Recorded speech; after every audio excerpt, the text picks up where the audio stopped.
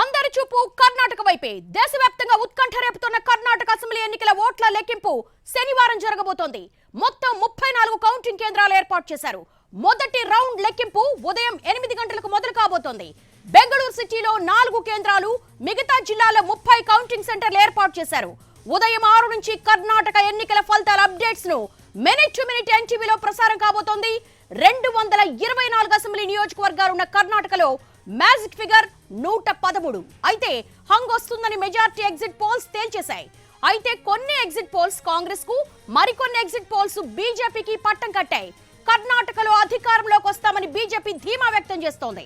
అటు కాంగ్రెస్ పార్టీ 130 సీట్లతో ప్రభుత్వాన్ని ఏర్పాటు చేస్తామని పీసీసీ చీఫ్ డీకే శివకుమార్ కుండబద్దలు కొడుతున్నారు.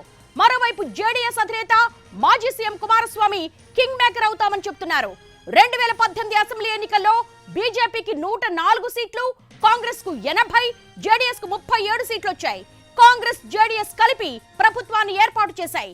కుమారస్వామి ముఖ్యమంత్రి అయ్యారు. కొంతకాలానికి కాంగ్రెస్ ఎమ్మెల్యేలు తిరుగుబాటు ఎగురవేశారు. జార్కిహోలీ తన వర్గం ఎమ్మెల్యేలతో కలిసి బీజేపీలో చేరిపోయింది. దీంతో బీజేపీ ప్రభుత్వం కొలువుదీరింది.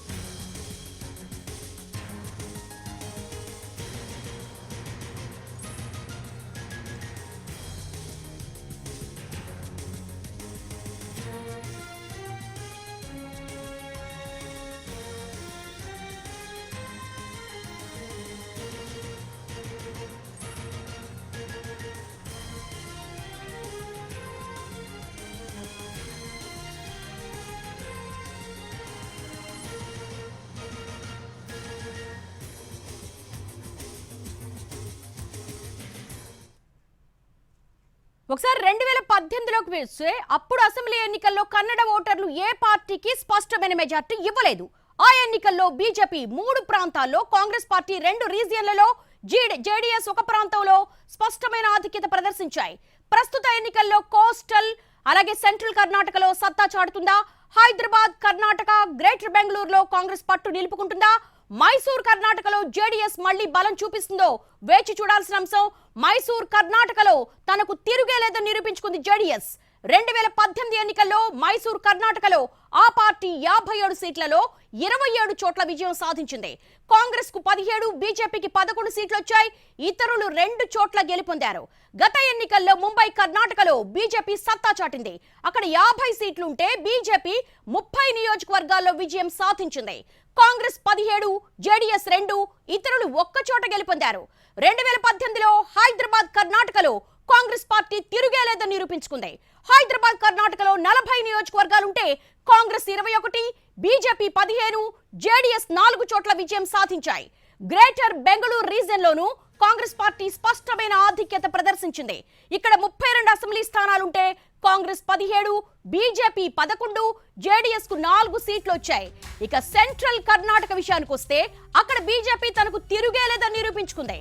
సెంట్రల్ కర్ణాటకలో 26 సీట్లుంటే కమలం పార్టీకి 21, హస్తం పార్టీకి 5 సీట్లు వచ్చాయి. అలాగే కోస్టల్ కర్ణాటకలో 19 అసెంబ్లీ నియోజకవర్గాలుంటే బీజేపీకి 16, కాంగ్రెస్ కు 3 సీట్లు మాత్రమే వచ్చాయి. మైసూర్ కర్ణాటక విషయానికి వస్తే JDS Mumbai Karnataka, central Karnataka, coastal కర్ణాటకల్లో బీజేపీ, హైదరాబాద్ కర్ణాటక, గ్రేటర్ బెంగళూరులో కాంగ్రెస్ పార్టీ బలంగా ఉంది. రాష్ట్రంలో 6 రీజియన్లుంటే 3 బీజేపీ, 2 కాంగ్రెస్, 1 రీజియన్లో జేడీఎస్ కు పట్టుంది.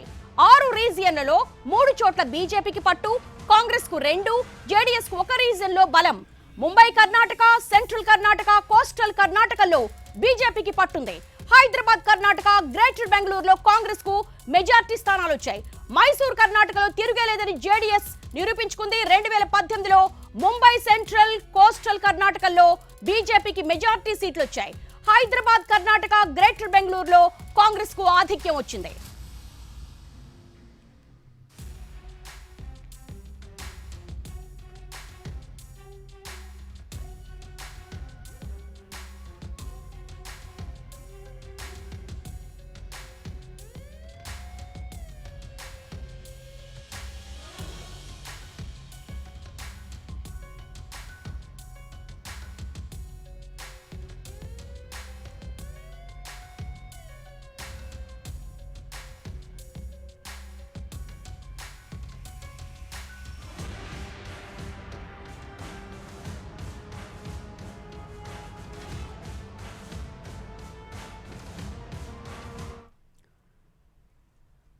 కర్ణాటక అసెంబ్లీ ఎన్నికల్లో పలువురు ప్రముఖుల అదృష్టాన్ని పరీక్షించుకుంటున్నారు. ఎన్టీవీ ఉదయం 6 గంటల నుంచి కర్ణాటక ఎన్నికల ఫలితాలను మినిట్ టు మినిట్ అప్డేట్ అందిస్తుంది. ఫుల్ కవరేజ్ తో ఎన్టీవీ టీం ఎప్పటికప్పుడు సమాచారంతో సిద్ధంగా ఉంటుంది.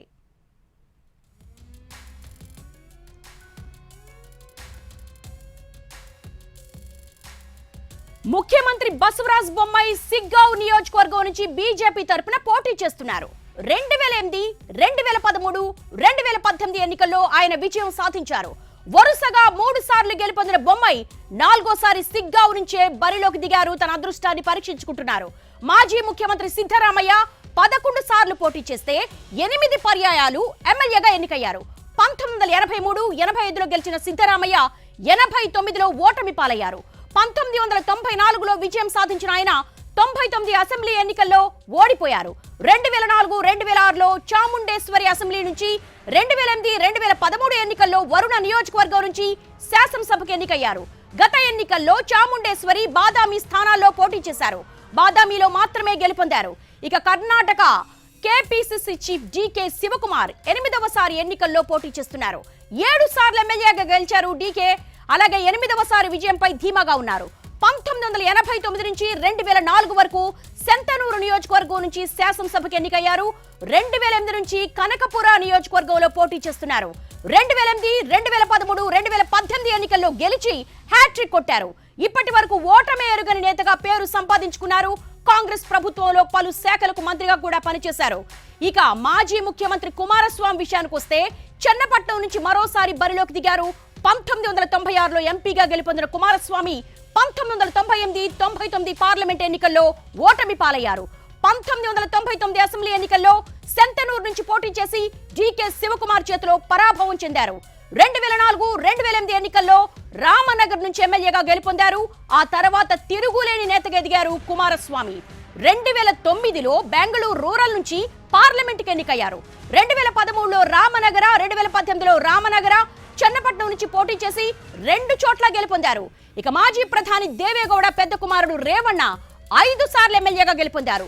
1994లో హెలా నరసీపురం నుంచి గెలుపొందిన ఆయన 1999లో ఓటమి పాలయ్యారు. ఆ తర్వాత అదే నియోజకవర్గం నుంచి గెలిచి వరుసగా 4 పర్యాయాలు శాసనసభలో అడుగుపెట్టారు. 2023లోనే అదే అసెంబ్లీ స్థానం నుంచి జేడీఎస్ తరపున బరిలోకి దిగారు. ఇక మాజీ ముఖ్యమంత్రి జగదీష్ షెట్టర్ 5 పర్యాయాలు ఎమ్మెల్యేగా ఎన్నికయ్యారు. 1999, 2004 హుబ్లీ నుంచి, ఆ తర్వాత హుబ్లీ, ధార్వాడ్ నియోజకవర్గంలో 3 సార్లు ఎమ్మెల్యేగా గెలుపొందారు. 2008, 2013, 2018 ఎన్నికల్లోనూ విజయం సాధించారు. ఇక మాజీ ముఖ్యమంత్రి గుండూరావు తనయుడు దినేష్ గుండూరావు గాంధీనగర్ నియోజకవర్గం నుంచి పోటీ చేస్తున్నారు. 5 సార్లు ఎమ్మెల్యేగా గెలుపొందిన గుండూరావు 6వసారి అదే నియోజకవర్గం నుంచి అదృష్టాన్ని పరీక్షించుకుంటున్నారు. 1999, 2004, 2008, 2013, 2018 ఎన్నికల్లో వరుసగా గెలుపొందారు. ఏఐసీసీ అధ్యక్షుడు మల్లికార్జున ఖర్గే తనయుడు ప్రియాంక్ ఖర్గే చిత్తాపూర్ నుంచి కాంగ్రెస్ తరపున బరిలోకి దిగారు. 2009లో ఉప ఎన్నికల్లో ఓటమి పాలైన ప్రియాంక ఖర్గే 2013, 2018 ఎన్నికల్లో విజయం సాధించి అసెంబ్లీలో అడుగుపెట్టారు.